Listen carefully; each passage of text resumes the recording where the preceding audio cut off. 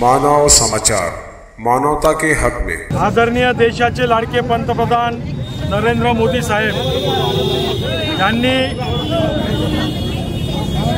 सीएचा जो कायदा पारित केला आणि कालपासून जो रात्री 12 वाजेपासून या देशात लागू झाला, त्याबद्दल धुळे महानगर भारतीय जनता पार्टी जिल्हाध्यक्ष गजेंद्र अंपळकर, माजी आमदार बाबासाहेब हिरामनप्पा, सर्वच पदाधिकारी यांच्या नेतृत्वात आज या ठिकाणी आम्ही जल्लोष साजरा केला।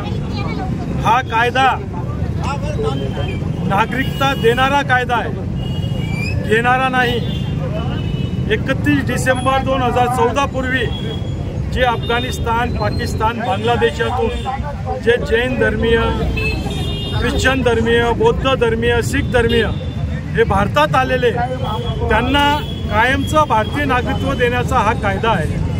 हा कुठल्याच प्रकारचे कोणाचंही नागरिकत्व हिरवून घेणारा कायदा नाही। तर याप्रमाणे जे विरोधक आहे ते दिशाभूल करतात, कारण की त्यांना फक्त राजकारण हवं आहे। परंतु मोदी साहेबांनी देशाला एक नवी दिशा या निमित्ताने दिलेली आहे आणि एक असा कायदा लागू केला का तो नागरिकता देणारा कायदा आहे। म्हणून आम्ही सर्वजण मोदी साहेबांचं या ठिकाणी अभिनंदन करतोय आणि मोदी सरकार फिर एक बार 400 के पार।